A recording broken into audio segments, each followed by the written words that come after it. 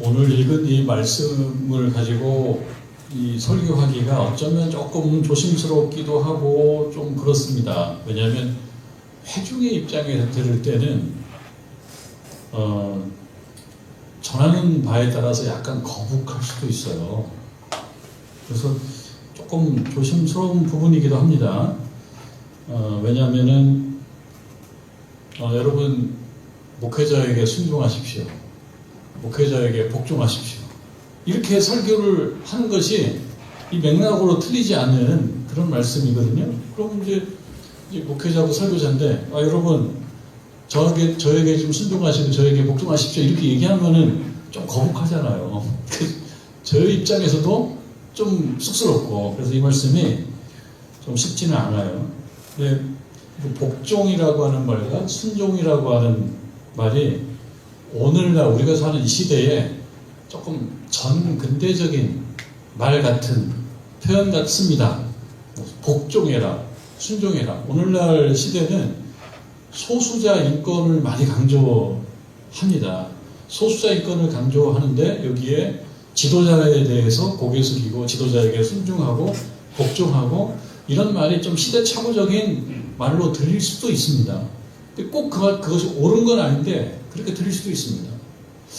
오늘날 지금 대한민국 현 상황에서 좀 불행한 일들이 많이 있는데요. 그 중에 하나는 이제 계엄이라고 하는 이런 문제로 인하여 군인들 중에 이 장성들도 좀 감옥에도 가 있고 그 다음에 조사도 받고 있고 이렇거든요. 그러니까 군인들이 이 일로 인해서 많이 위축되어 있단 말이죠. 군인들은 명령하고 복종하고 순종하고 이것을 군인들이 추구하는 그런 목표에 있어서 중요한 어떤 그 내적인 규율이고 태도이고 그런데 마음대로 할 수도 없는 거예요. 함부로 말했다가 군대임에도 불구하고 그런 시대이기도 합니다. 학교에서도 마찬가지입니다. 예전에 제가 학교 다녔을 때만 하더라도 선생님이 얘기하면 그냥 꼼짝 못했어요. 교무실로 오라고 가가지고 그냥 손들고 있어야 되고, 특히 교련 선생님들, 체육 선생님이 부르면 아주 그냥 겁이 납니다. 가가지고 봉골레 자루로 맞고 막 그랬거든요. 근데 봉골레 자루로 막 맞고도 와가지고 내가 이거 휴대폰으로 어디에 민원 넣을 거야. 이게 아니라, 야, 이렇게 맞으면 아파. 안 아프게 맞는 방법을 내가 발견했어. 이런 것이 오히려 주제가 됐던 시대였는데, 오늘날은 봉골레도 때렸다. 대형사고죠, 대형사고. 그러니까 오늘날 시대에 복종, 순종, 그 다음에 명령, 이런 말은 조금 시대착오적이고, 너무 옛날 사람이고, 좀 그런 느낌이 있습니다. 그런데 오늘 이 말씀에는 순종이라는 말이 나오고, 복종이라는 말이 나와요. 그리고 그것을 17절 초반에 보면 너희를 인도하는 자들에게 순종하고 복종하라. 너희를 인도하는 자들, 복수입니다. 복수. 단 한 사람은 아니에요. 그런데 너희를 인도하는 이 자들 중에 가장 대표적인 분은 예수님입니다. 예수님이 우리를 인도하고 가르쳤고요. 그분이 세우신 종들이 또 있어요. 그분이 세우신 제자들이 있습니다. 사도들이 있습니다. 근데 그 사도들을 또 따르는 그런 또 학생들이 있고요. 무리들이 있습니다. 그러니까 여기서 나오는 너희를이라고 하는 사람들은 이 히브리서로 얘기하는 히브리서 말씀의 청중들이고, 오늘날로 얘기했을 때는 일단은 여러분들이고, 그러니까 인도를 받는 거예요. 그리고 인도하는 자는 하나님께서 세우신 여기에 말씀의 종이고, 그렇게 봤을 때 이것을 잘 전해야 되고 또 잘 받아들이지 않으면, 아니 목사님이 말씀을 이용해 가지고 평상시에 하고 싶은 얘기를 하시려고 그러네, 이렇게 생각할 수도 있거든요. 꼭 부인하지는 않겠습니다. 그 말씀을 좀 드리기도 하겠습니다. 근데 왜 그럼 이 말씀을 드려야 되냐면, 제가 생각을 해봤어요. 인도하는 자를, 교회에서 인도하는 자를 인도받는 자가 순종하고 복종하는 것은 그 인도하는 자의 어떤 무슨 체면 같은 것 때문이 아니라는 거예요. 인도하는 자의 권위를 좀 세워줘야지 그 인도하는 자도 할만하지 않겠냐. 그리고 체면도 서지 않겠냐. 그리고 어디 가서 말도 할 수 있지 않겠냐라는 그런 명분으로 인도하는 자에게 순종하고 복종하라 그러면 그거는 명분이 너무 약하죠. 그럼 인도하는 자에게 복종하고 순종하는 것은 어떤 이유에서이겠습니까? 그건 결국 모두를 위해서 그렇다는 거예요. 모두를 위해서. 군대에서, 저도 요즘 군대는 제가 잘 모르겠어요. 제가 있을 때만 해도, 그리고 장로님들 군생활 했을 때는 더 뭐 그 군기가 셌을 거고, 제가 군생활 했을 때만 해도 군기가 셌습니다. 그리고 사실 구타들도 있었어요. 뒤에 가가지고 말 안 들으면 때리고 막 그랬어요. 몰래 때리고 그래서. 그게 걸리면 또 이제 막 사고는 처리반 생기고 막 이런 일들이 있었던 시대가 있습니다. 힘으로 하고, 명령 안 들으면 가가지고, 뭐 영창도 가고, 그때, 뭐 군대 영창도 가고 그랬던 시대였거든요. 그러니까, 그러한 군대의 규율이 유지가 되는 거는 그래야지만이 이 조직이 운영이 될 수 있다라고 하는 어떤 큰 공감대였죠. 그게 꼭 뭐 때리고, 윽박지르고 그게 잘했다는 것이 아니라 그럼에도 불구하고 그런 어떤 규율이 유지가 될 수 있었던 것은 군대라고 하는 특수한 조직, 그리고 군대라고 하는 조직이 추구하는 목표와 목적에 맞게 이게 돌아가기 위해서는 뭐 어쩔 수 없다라고 하는 그런 동의가 있었기 때문에 그게 그렇게 돌아갔거든요. 근데 오늘날 대한민국의 국민들이 우리 군대를 바라보면서 너무 약한 거 아닌가? 쉬운 문제는 아닙니다. 너무 약한 거 아닌가? 이게 뭐 명령에도 잘 안 듣고 그냥 민원 넣고 하고 누가 잘한 거고 누가 못한 건가? 제가 여기서 결론 내리지는 않겠습니다만 어떤 조직이나 어떤 기구가 가지고 있는 고유한 목적을 달성하기 위해서 필요한 것들이 있다. 그 중에 하나는 어떤 관계성인데 군에서는 명령과 복종 이거 필요하거든요. 근데 그것이 지금 오늘 성경 말씀에도 교회에서도 명령은 아니죠. 명령은 아니지만 복종과 순종이라고 하는 그런 원리가 여기도 적용돼야 되고 그것을 받아들여야 된다라고 한다 그러면 그것은 왜 그러겠느냐. 그거는 뭐 하나님께서 인도하는 자를 막 세워주기 위해서 그러냐. 그렇다고 생각하지 않습니다. 그러한 어떤 관계성이 잘 형성이 되고 서 있어야지만이 전체가 행복할 수가 있어요. 대한민국 군대가 굳건히 하지만이 전체가 살 수 있습니다. 근데 그 대한민국 군대가 운영되기 위해서 그 안에서 유지되는 규율은 일반 사회에서 하는 것과는 좀 다른 면이 있을 것입니다. 하나님께서는 교회 내에서도 어떤 그 원리가 작동하기를 바라시냐면 순종이라고 하는 것과 복종이라고 하는 것이 좀 작동하기를 원해요. 물론 복종이라고 하는 말이 우리가 머릿속으로 일종의 고정관념, 복종하면은 그냥 무조건적 복종 이렇게 생각하는 것과 꼭 같지는 않습니다. 그냥 복종이라는 용어를 쓴 거고 순종이라는 용어를 쓴 건데 우리가 갖고 있는 그 복종과 순종의 정의의 일부분은 이 안에 서로 공유하고 있고 그러나 반드시 똑같지는 않다. 우리가 생각하는 복종과 순종과 오늘 성경이 얘기하는 복종과 순종은 반드시 똑같지는 않지만 어느 면에 있어서는 공유하고 있습니다.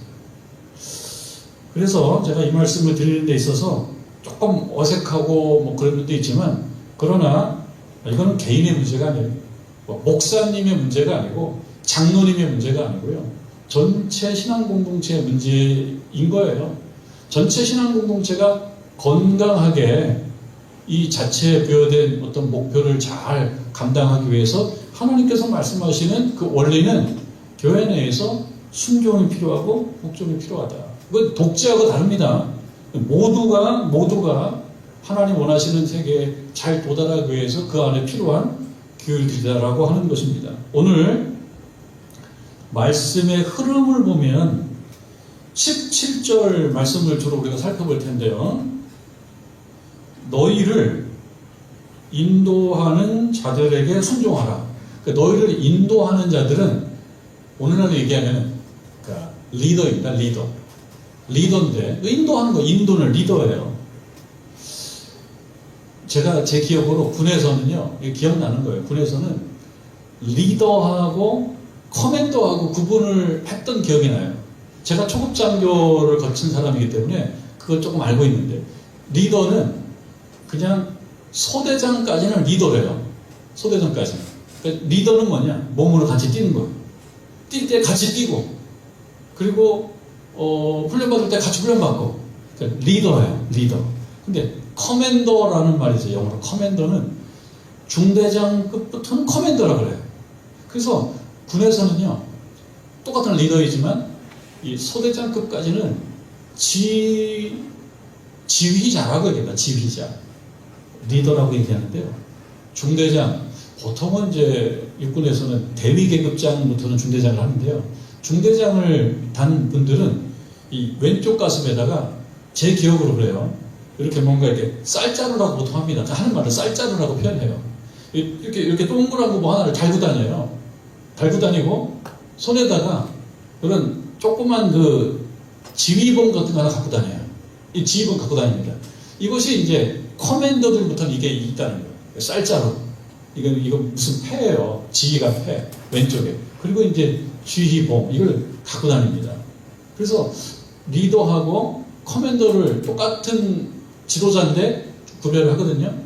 우리도 이 말씀을 좀 구별을 해볼 필요가 있는데, 여기서 말하는 너희를 인도하는 자들이라고 얘기한다 그러면 그냥 리더 혹은 커맨더라기보다는 리더, 같이 뛰는 사람이에요. 같이 뛰는 사람. 그리고 앞에서 뛰는 사람이에요. 앞에서 뛰는 사람. 너희를 인도하는 자들에게, 리더에게, 지도자에게 어떻게 하는 거냐면, 첫 번째, 순종하라는 거예요. 순종하라. 순종이 뭐냐 좀 생각해 봐야 되겠죠. 그 다음에 복종하라.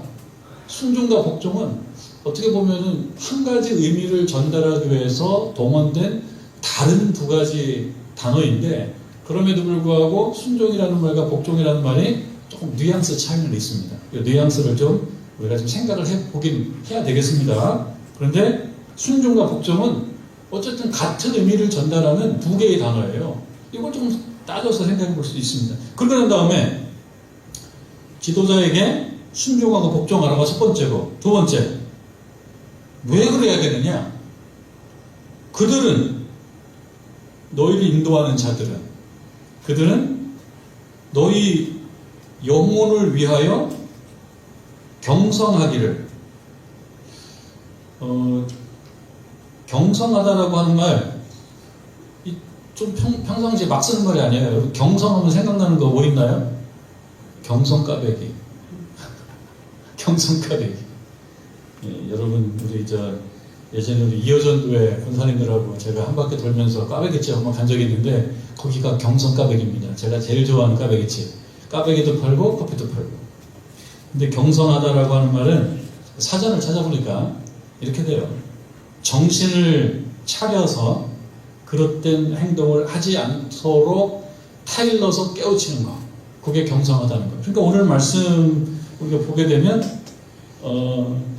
그들은 너희 영혼을 위해서 경성한다. 그거는 뭡니까? 잘 인도한다. 타일러주고 깨우쳐준다. 그런 뜻입니다. 그게 이제 두 번째예요. 그 말씀의 흐름이에요. 세 번째는 그 다음에 너희 영혼을 위하여 경성하기를 자신들이 청산할 자인 것 같이 하느니라. 청산. 이거는 어떻게 보면 회개한다는 결산이라는 뜻입니다. 그러니까 자신들도 나중에 하나님 앞에 서면 충성스럽게 일했는지, 오늘날 참 요즘에 우리가 아주 익숙하게 또 알게 되는 또 용어가 갑질이에요. 갑질. 또 뭐 공부 안 해도 그냥 알게 되는 거예요. 공부 안 해도 알게 되는 말이 갑질인데요. 이 청산할 때 하나님 앞에 서가지고 이 녀석이 갑질을 한 지도자인지, 아니면 그냥 잘 섬겨줄 그 섬김의 지도자인지 청산한다는 거예요. 근데 하나님께서 청산한다라고 하는 생각을 하지 않는 지도자는 오버할 수밖에 없어요. 오버한다고. 누가 나를 뭐 잘하고 잘못하고 이렇게 따져준다라고 하는 걸 갖고 있으면 그럼 함부로 활동하지 않습니다. 오늘날 대한민국의 공직자들이 제일 무서워해야 되는 대상은 국민이거든요. 국민. 다 국민을 얘기하잖아요. 국민이라고 하는 말이 현실적으로는 어떻게 나타나냐면 여론이라는 걸 나타나고, 여론이라는 것을 수치화시킨 것이 여론조사인데, 그게 드러나면 깜짝 놀라요. 그게 드러나면 그러면 자세를 바꿔요. 근데 그게 드러나지 않으면 과감해요. 갑질해요. 갑질이라고 하는 것이 드러나서 이게 문제가 있다, 어느 정도 문제가 있다라는 것이 드러나면 그때 깜짝 놀라요. 그래서 사과도 하고 안 하겠습니다 그러고. 그런데 누군가 체크해주지 않고 어떤 뭐라고 할까요? 그 살펴주는 사람이 없으면 그냥 사람들은 좀 과감해집니다. 누가 누구를 한 대를 딱 때려줬는데, 애들이 한 대 때려줬는데, 너 사람 때리는 거 잘못이야 라고 끌고 가서 그 녀석을 너도 때릴 만큼 맞아야 돼 라고 벌을 주는 일이 없으면 힘센 아이들은 과감해집니다. 계속 그럽니다. 반에서도 누구도 나를 타치하지 못한다, 선생님도 나를 건들지 못한다, 그러면 걔가 대장이에요. 그런 면에 있어서는 오늘날 학교 교육 현장에서 좀 보강해야 될 점들이 많습니다. 예전에는 선생님들이 학생들을 때리긴 그랬지만, 그걸로 인해 가지고 학생들이 선생님을 무서워하니까 선생님이 하지 말라는 걸 잘 안 해요. 때릴까봐. 근데 그런 게 없으면 힘 있는 힘의 원리, 그러니까 말하자면 정글의 원리예요. 사바나의 원리. 센 동물이, 센 포식자가 약한 초식동물 잡아먹는 거. 근데 하나님께서 인도하는 자들을 나중에 청산한다. 갑질해 나는 나. 갑질했어? 너도 당해. 이런 생각을 지도자는 갖고 있어야 된다는 거예요. 그러니까 그 지도자가 막 경거망동하는 건 아니라는 거죠. 그래야 되는 거예요. 저도 그렇고 우리 장로님들도 그렇고, 저도 그렇고 우리 장로님들도 하나님께서 나중에 청산한다. 잘했나 못했나. 아니 이렇게 그 앞에 지도자로 세워졌는데 그냥 대우만 받으려고 했는지, 아니면은 잘 돌봐주고 정말 하나님이 점수 매겨도 좋은 점수 받을 수도 했는지를 나중에 본다. 그런 그 마음이 있는 것입니다. 자신들이 청산할 자인 것 같이 하느니라. 그리고 세 번째 보면 그들로 하여금 즐거움으로, 여기서 그들은 누구냐면 지도자들입니다. 인도하는 자들.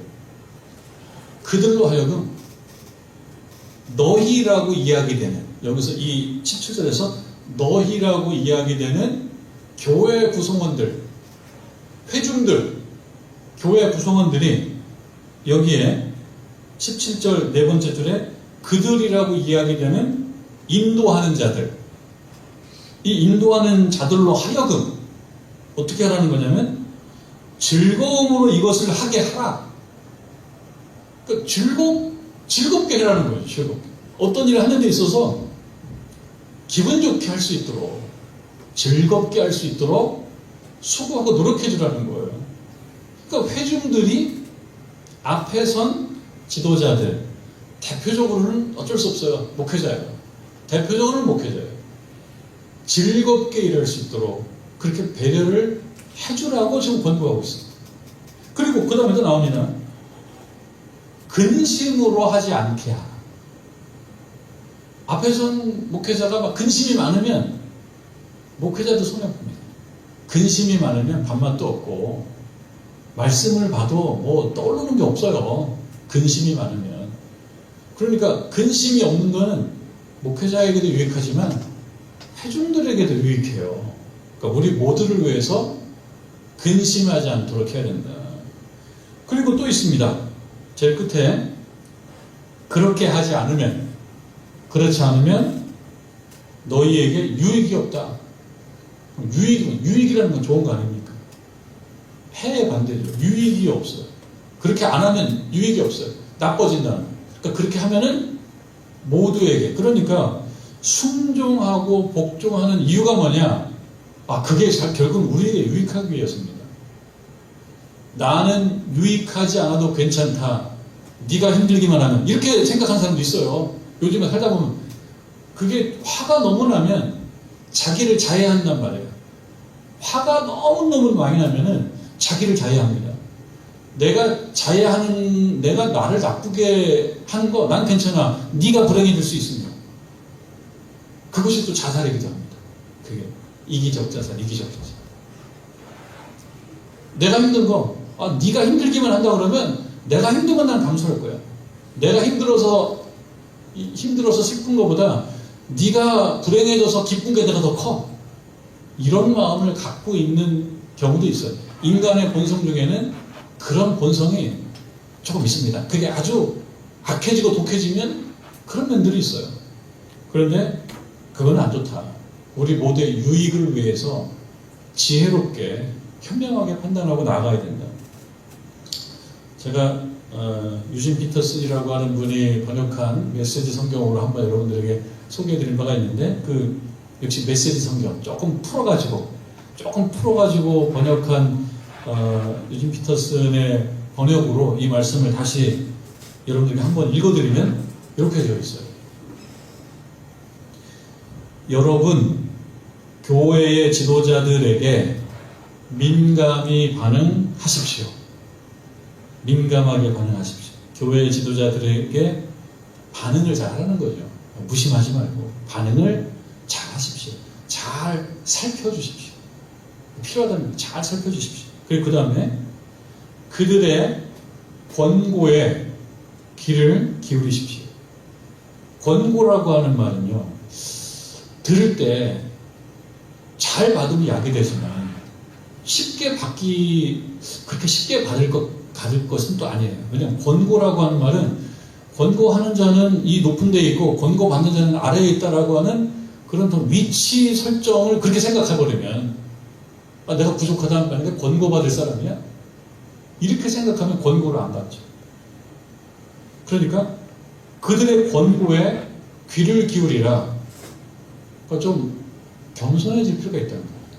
회중들에게 주는 말은 뭐냐면, 좀 지적하고 어떤 면을 안내하고 그것은 틀렸다라고 얘기하고 그렇게 해도 옳다라고 얘기하고, 그래서 마치 선생님 입장에서 가르치는 거를 듣고 자존심이 상해가지고 왜 나한테 나를 가르쳐? 이렇게 생각하지 말고 들으라는 거죠. 자, 그 다음에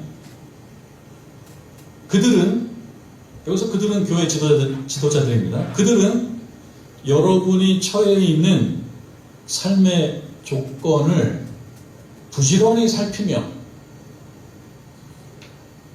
그 말씀에 이제 오늘 17절 우리 개역 개정판으로 보면, 그들은 너희 영혼을 위하여 경성하기를, 이 표현을 이렇게 옮긴 거예요. 유진 피터슨 뭐라고 옮겼냐면, 그들은 여러분이 처해 있는 삶의 조건을 부지런히 살핀다. 왜 그러냐?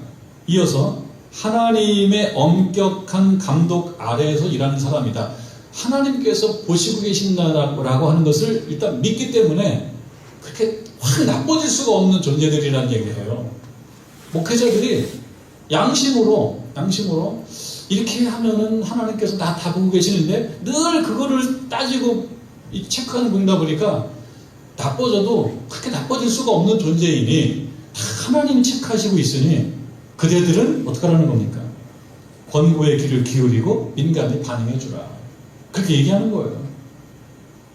그 다음에 그들이 고단한 심정이 아니라, 고단한 심정, 이렇게 고단한 심정이라고 표현했네요. 고단한, 아주 피곤하고 그리고 삶이 힘들고, 근데 심정이 그래요. 마음이 힘들다는 거예요. 고단한 심정이라고 하는 것은 마음이 힘든 거예요.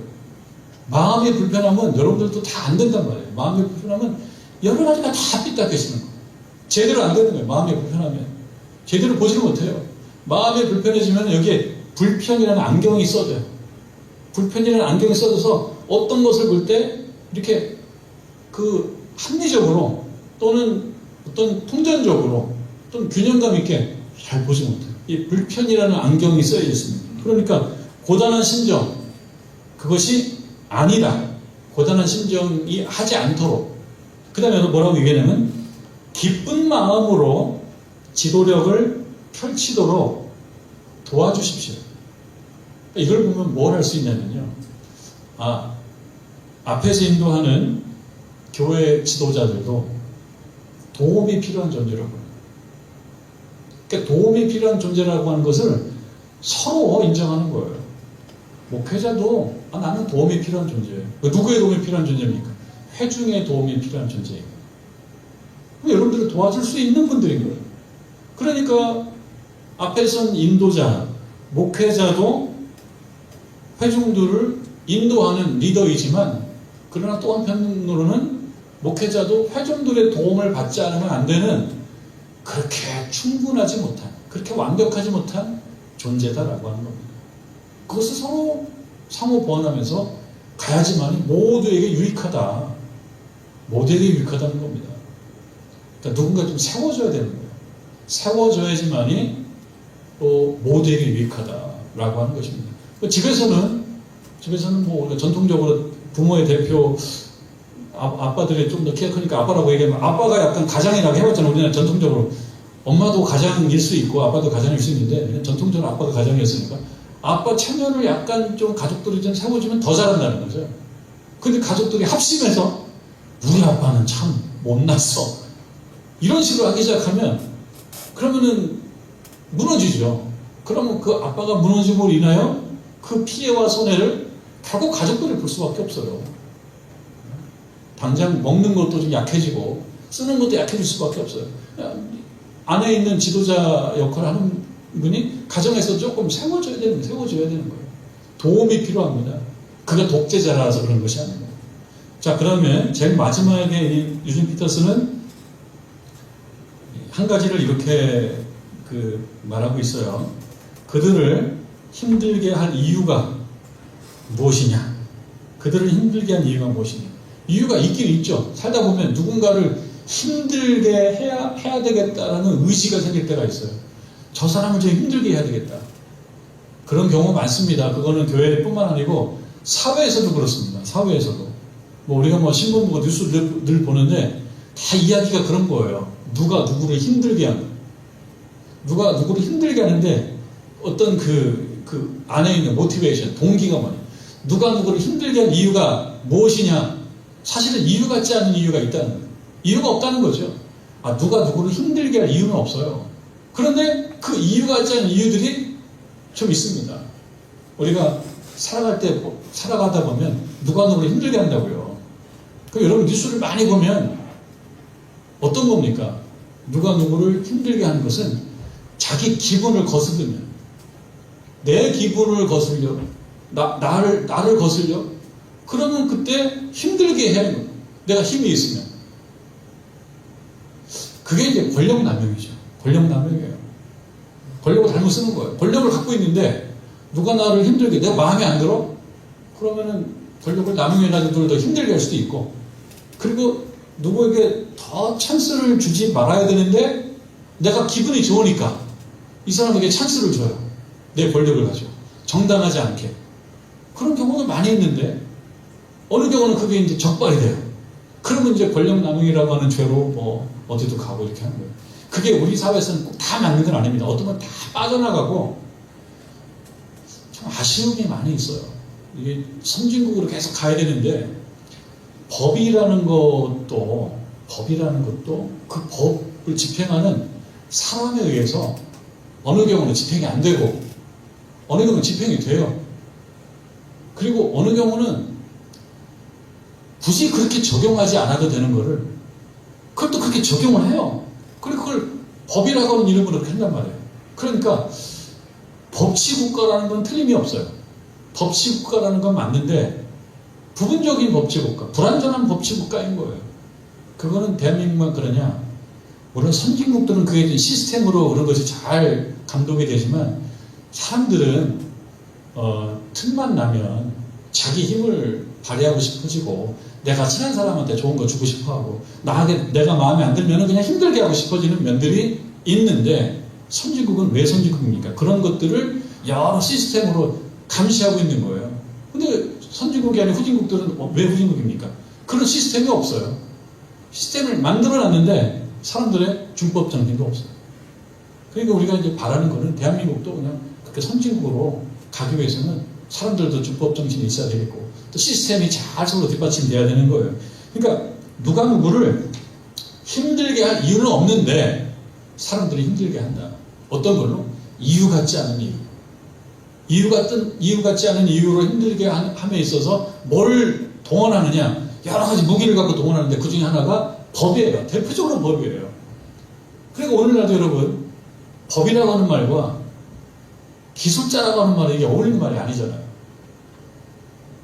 아니, 미꾸라지는 그냥 미꾸라진 거지. 미꾸라지는 그냥 미꾸라진 거지. 거기다가 왜 법자를 붙여요? 그래서 오늘날 이제 신조어예요, 신조어. 법꾸라지. 그리고 법을 가지고 그냥 여러 가지로 이렇게 쓴단 말이죠. 그러면 안 된다. 왜 그렇게 쓰느냐? 이유 같지 않은 이유를 정당화시키기 위해서는 법으로 포장할 필요가 있으니까 갖다 쓴 겁니다. 근데 우리들은 법전문가는 아니죠.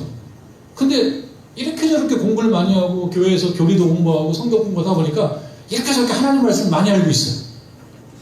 그래서 누가 누구를 좀 정죄하고 좀 불편하게 만들기 위해서 내가 배웠던 말씀을 가지고 동원해서 이거를 뒷받침하고 정당화시킨다?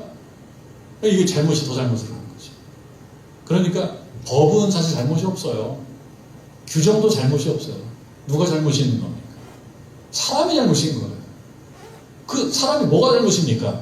사람은 자기가 하고 싶은, 자기 소견에 오른 대로 하고 싶어 하는 본능이 있어요. 그러니까 사사기가 얘기하는 거예요.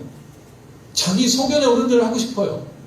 그러니까 기분이 좋으면은 기분 좋은 대로, 기분이 나쁘면 기분 나쁜 대로 감정이 막 휘둘린다. 그래서 오늘 이 말씀 중에 유딘 피터슨께서 이 번역한 거에 그들을 힘들게 할 이유가 무엇이겠습니까? 수사의 의문인데 그런 거 없다 이거죠.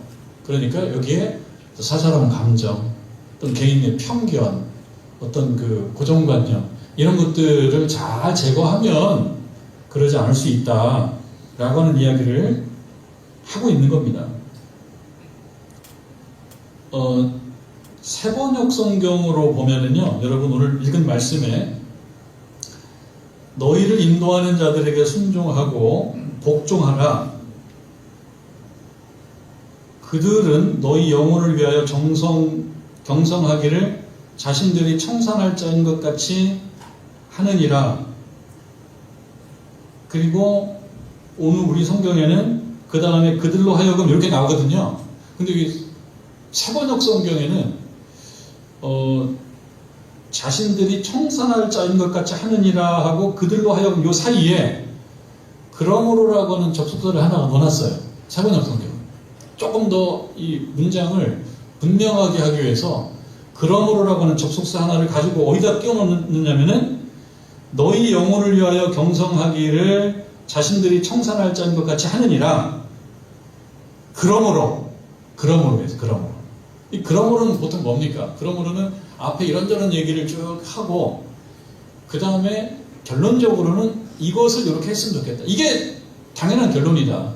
이 사실이 있으니 그 다음에 우리가 당연히 이것을 해야 된다라고 얘기하면서 그러므로 너희라고 얘기하는 회중들이 실천해야 될 것들을 얘기하는데 아까 처음에 좀 말씀드린 거를 조금 반복하는 부분도 있긴 하겠습니다. 그러므로 그들로 하여금 즐거움으로 이것을 하게 하라. 즐거움으로. 그러니까 앞에 선 지도자가 좀 즐겁게 할 수 있도록 좀 배려해주고 상황도 좀 만들어주고 조건도 좀 만들어주고 그러면 좋겠다라고 하는 거예요. 즐거움이라고 하는 거는 기분이 좋다라는 것도 포함하지만 기분이 좋다라는 것보다는 조금 더 내용이 좀 많아요.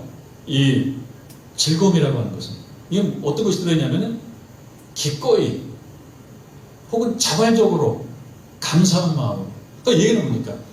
구체적으로 얘기하자면은 목사님이 교회에서 목회를 하는데 그 목사님이 기꺼이 할 수 있도록 자발적으로 할 수 있도록 그리고 감사함으로 그 일을 감당할 수 있도록 배려해 줄 수 있는 실력들이 회중들에게 있다는 거예요. 그 실력들이 있다는 거예요. 그걸 좀 발휘해 주라는 겁니다. 이 말씀은. 그러므로 그걸 좀 발휘해 주라. 근데 안 할 수도 있다. 언제? 기분 나쁘면. 근데 기분이라는 게 참 중요합니다. 기분 나쁘면 안 해줄 수 있다. 기분 좋으면 해줄 수 있다. 그러니까 스스로도 기분 좋아야 돼요. 내 마음이 자꾸 삐뚤어지고 내 감정이 상하게 되면 그러면은 누구에 대해서도 이렇게 기분 좋게 해주지는 않는다는 거예요. 그런 실력들이 있다는 겁니다, 여러분들이.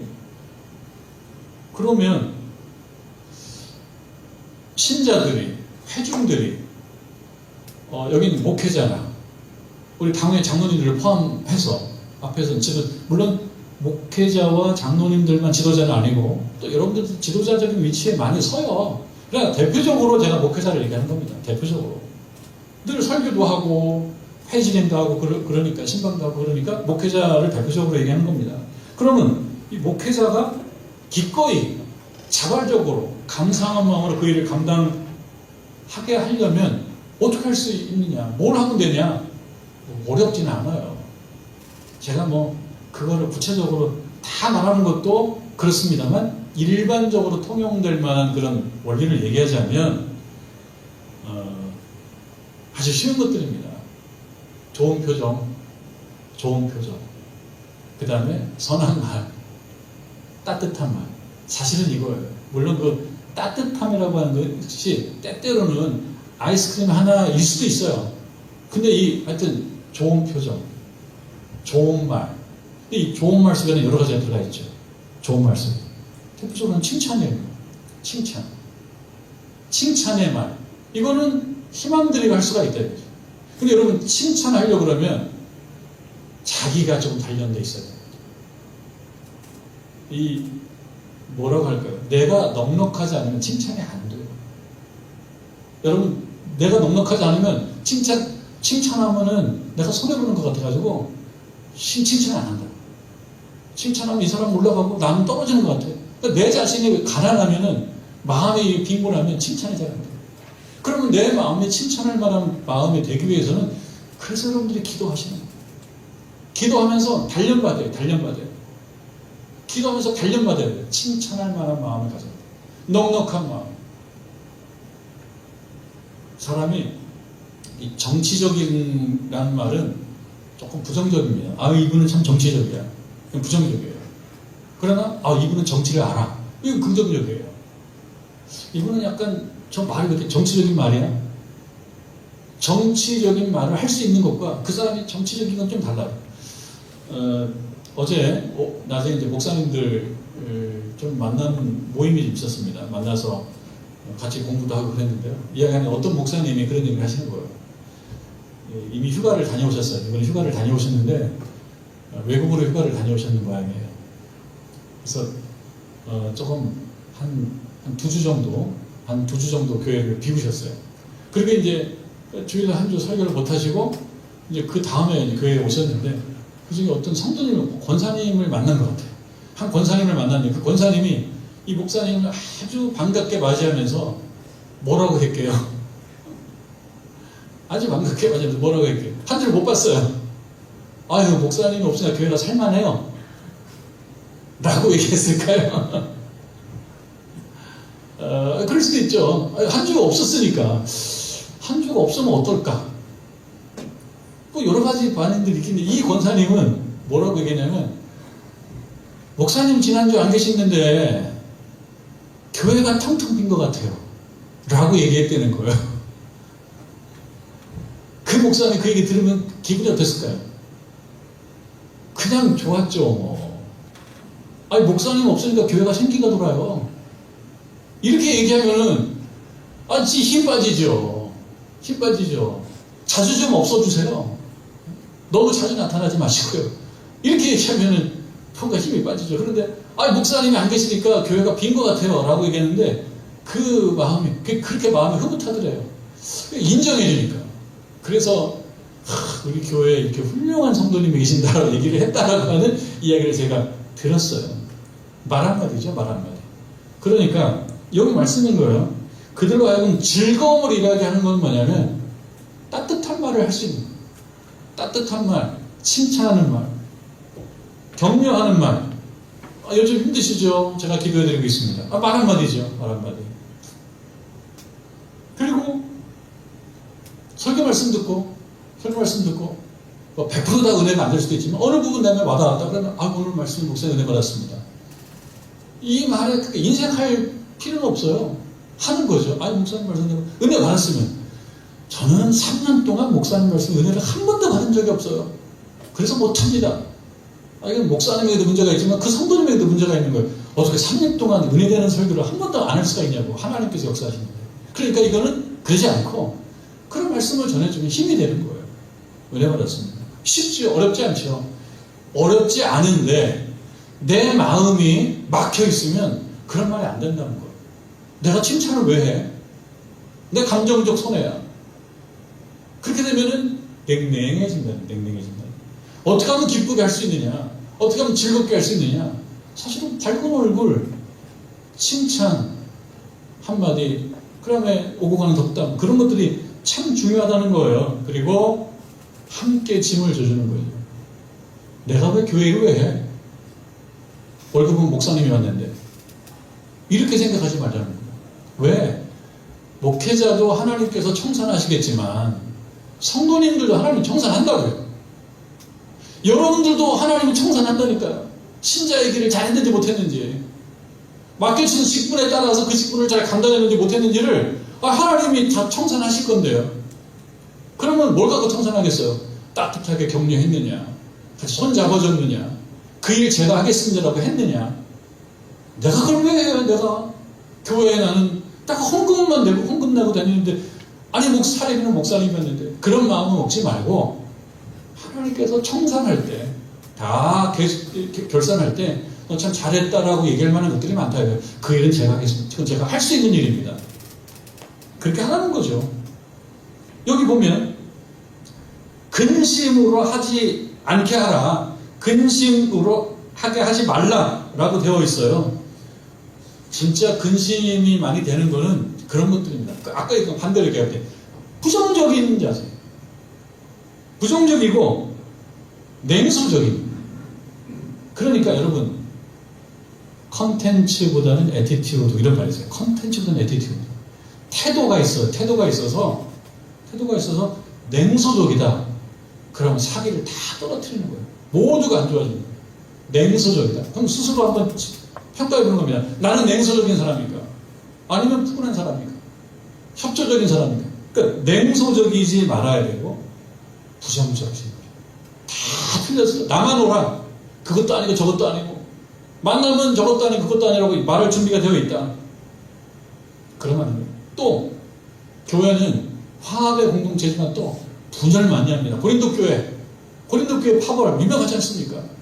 그럼 파벌이 생기고 갈등이 생기고 분열이 생기면 나 때문에 했다는 사람 별로 없어요.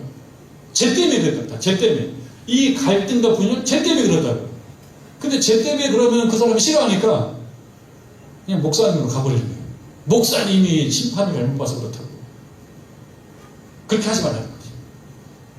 그리고 언제 근심하냐? 목회자가 근심하는 거는요, 신자가 성장을 안 할 때.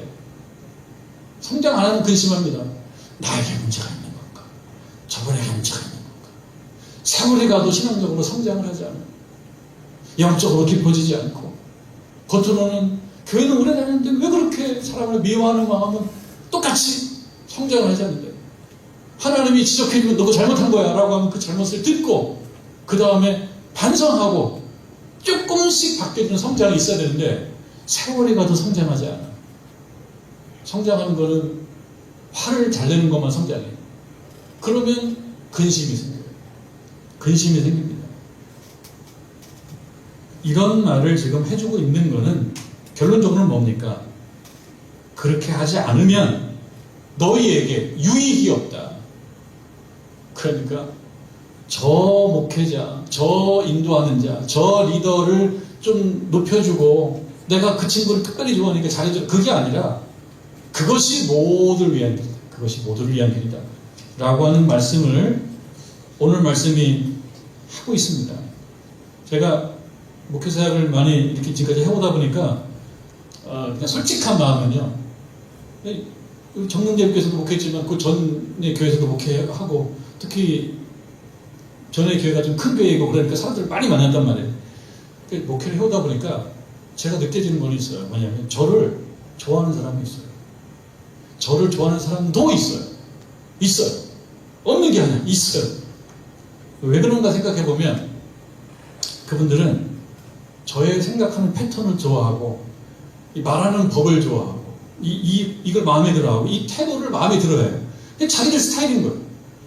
내 스타일이라도 하면 좋아해요. 좋아하면 어떻게 되느냐? 잘 순종하고 복종해줘요. 저에게는 좋아요. 그런 경우. 저에게는 좋아요. 근데 이것이 꼭 바람직하냐? 제가 그 얘기를 하려고 하는 것은 아닙니다. 살다 보니까 그렇다는 거예요. 그 다음에 좋아하는 것 같지는 않아. 저분이 나를 그렇게 좋아하는 것 같지는 않아. 온 마음으로 좋아하는 것 같지는 않은데, 근데 목회자에게 복종을 잘해요. 순종을 잘해요. 그래서 제가 보면은, 아니, 나를 온 마음으로 좋아하는 것 같지 않은데, 순종 잘하고 복종을 잘해요. 그래서 어떻게 얘기를 들어보면 뭐냐면, 우리 어머니가 그렇게 가르쳐 주셨다. 우리 어머니가 가르쳐 주시고, 그 다음에 교회 선배님들이 그렇게 가르쳐 주셨기 때문에 나는 지도자에게 그렇게 대합니다. 그러면 이제 어떻게 그 삶이 이어지냐면요. 제가 그 자리에 있을 때는 잘 복종하고 순종해줘요. 그럼 헤어지면 끝이야. 헤어지면 어떻게 되냐? 또 본인이 만나는 목회자에게 또 다 순종하고 복종하고 그분을 잘 도와주고 그분에게 힘을 실어줘요. 그러니까 제가 착각하지 말아야죠. 교회에서 어느 분이 나에게 잘했다고 해서 저분 나를 엄청 좋아하는구나. 그런 분도 있어요. 있는데 그게 아니고 그 성도님이 그렇게 배워왔어요. 성경 말씀에 그렇게 성경 말씀 배운 거예요. 그게 모두의 유익을 위해서. 그런 분들이 있더라고요. 근데 그런 분만 있는 게 아니고 또 싫어하는 사람도 있어요. 저를 싫어하는 사람. 없지 않아요. 좀 사실은 편치 않은 얘기지만 없지 않아요. 있어요. 왜 그러냐 보면 스타일이 안 맞아요. 스타일이 안 맞고 얼굴도 마음에 안 들고 눈빛도 마음에 안 들고 그리고 다른 사람한테는 친절한 것 같고 나한테는 그렇게 생각 들면 싫어해요. 이런 분들로 인해서 목회가 힘든 부분이 있는 것도 맞아요. 사실입니다. 근데 이분들은 또 본인이 좋아하는 사람도 잘해요. 여기서 한 가지 얘기할 것은 불편한 스타일은 제 약점일 수가 있다. 자기의 약점일 수가 있어요. 내가 어떤 사람을 불편하게 생각하는 거는요. 마음에 안 들어하는 거는 그 지점이 자기의 약점이에요. 저 사람 보면 내 약점이 생각나. 그런 부분은 자기가 보완해야 된다. 제일 부정적인 부류는 어떤 부류냐면 언제나 비협조적인 성도들이 있어요. 언제나 비협조적이고 언제나 부정적인 분들도 없지 않더라고요. 프로, 불편러. 이 경우는 비협조를 존재의 명분으로 삼는 것 같은 느낌을 주는 사람들도 있어요. 이 경우는 문제예요. 정말 문제예요. 그러지 말아야 돼요. 그래서 이런 경우는 여러 성도들이 때로는 강하게, 때로는 부드럽게 그를 잘 인도해줘야 돼요. 무조건 잘했다고 얘기하는 것도 아니고 무조건 탓하는 것도 아니고 강운, 따뜻하고 강하고 또 온건하게 잘 대해주고 이끌어줘야 됩니다. 이끌어줘야 됩니다. 왜? 모두를 위해서. 그게 모두의 유익을 위해서 필요하다는 거예요. 결론적으로는 뭡니까? 18절, 19절 결론적으로 우리를 위하여 기도해 주십시오. 이것이 히브리서 설교자가 하는 얘기입니다. 그럼 제가 얘기한다면 여러분들은 담임 목사를 위해서, 우리 부목사를 위해서 기도해 주십시오. 기도를 해달라는데 기도를 해달라는 거예요. 아무나 기도해 주나요? 마음이 넉넉해야지 기도를 할 수가 있어요. 자기 마음이 불편하지 않아야지 기도해 줄 수 있어요. 기도해 달라는 겁니다. 기도하고 그 기도를 받은 지도자는 이 말씀처럼 하나님이 자신들을 청산한 자일 줄 알고 두려움과 떨림으로 맡겨진 사명을 잘 감당하면 그러면 신앙 공동체가 유익하다. 제가 완곡하게 말씀드린 부분도 있는데 저한테 순종하고 복종하라라고 하는 그 개인적인 얘기가 아니라 하나님께서 교회 공동체를 잘 유익하게 하기 위해서는 그런 질서가 필요하다는 얘기를 말씀으로 하기 때문에 여러분 듣고 순종하시기를 주님의 이름으로 축원합니다.